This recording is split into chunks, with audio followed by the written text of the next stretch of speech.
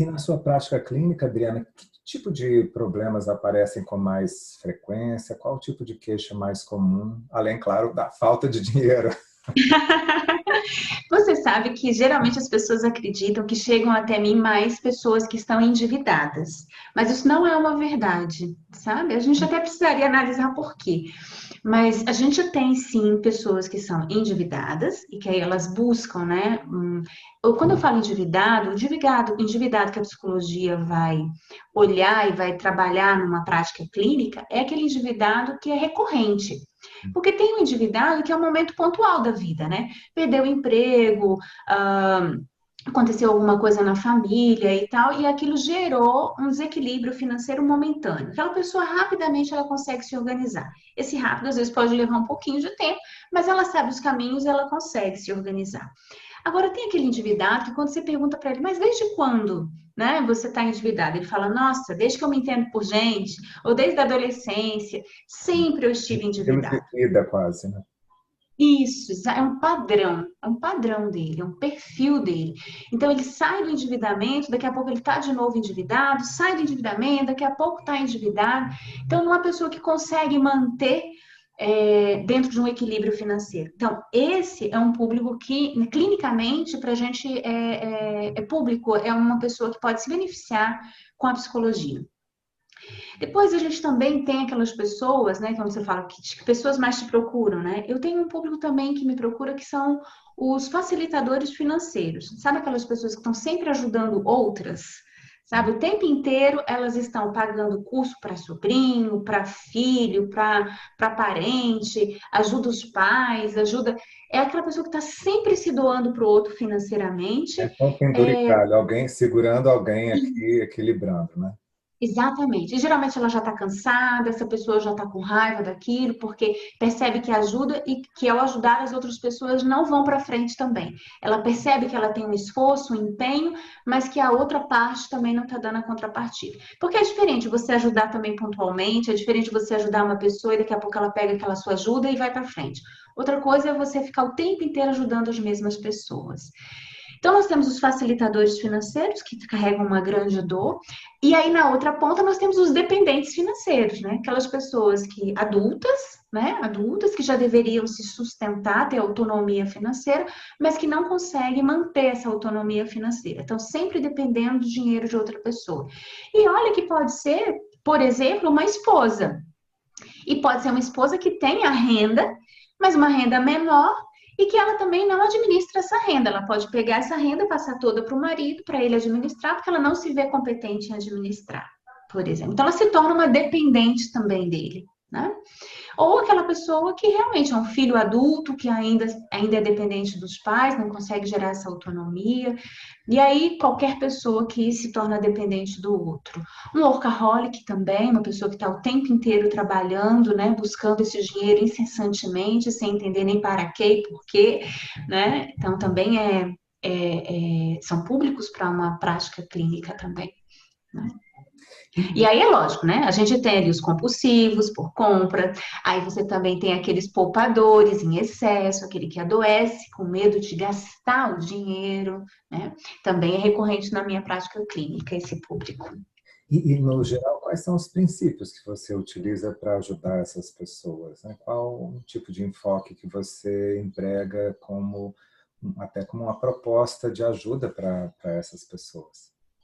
Apesar de Quando a ser gente vai grupos falar, bem diferentes também, né, na prática. exatamente. Quando você vai falar sobre dinheiro, André, você precisa ter claro que ele vai perpassar várias áreas, né? Você precisa beber de várias fontes teóricas. A gente tem uma linha de pesquisa que é a psicologia do dinheiro mesmo, né? Algumas pessoas não entendem que existe porque é muito nova, mas a gente tem, ela é uma sub-área da psicologia econômica. A psicologia econômica, ela vai estudar como as pessoas tomam decisão financeira quando os recursos são escassos ou são limitados, né? Vamos imaginar tempo. Como é que eu tomo decisão se eu tenho tempo limitado, se eu tenho água limitada, recurso natural? Então, quais são as minhas decisões em relação à preservação, por exemplo, o meu consumo de água? E dinheiro, que também é um recurso limitado. Mas é o Então, princípio da escassez é um dos princípios da economia, né? Exatamente. E aí a psicologia do dinheiro, como sub-área da psicologia econômica, ela vai estudar o significado psicológico que as pessoas dão ao dinheiro. Ela vai estudar quais são as atitudes e as crenças das pessoas em relação ao dinheiro e o impacto dessa minha vida financeira nos meus relacionamentos. E também o impacto desses relacionamentos nas minhas decisões financeiras. Então, quando a gente vai atuar na clínica, eu preciso ter claro a teoria por trás disso, da psicologia do dinheiro.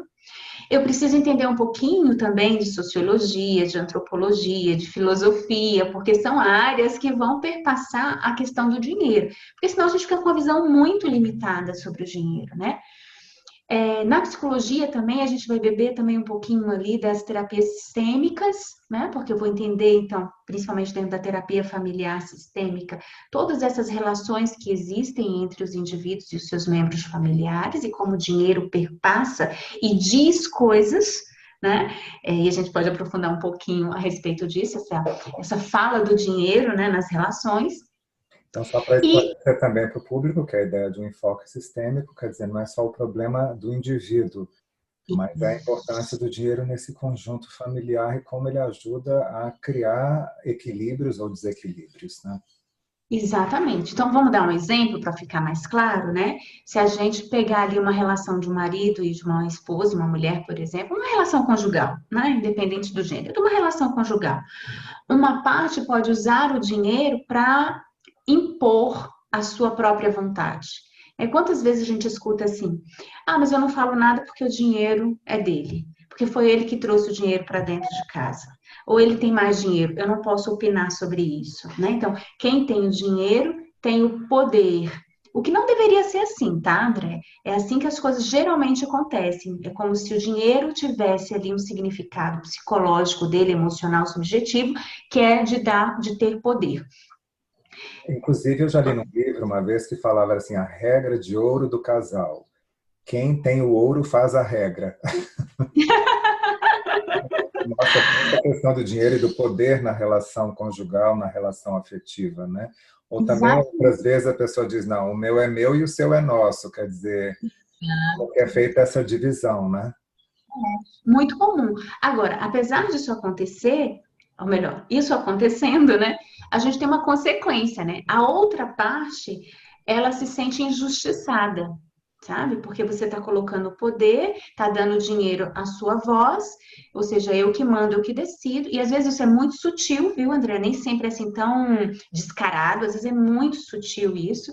A outra parte se sente injustiçada, se sente desconsiderada, entende? E aí a gente tem um revertrés, né? Ou seja, eu vou lá e desconto.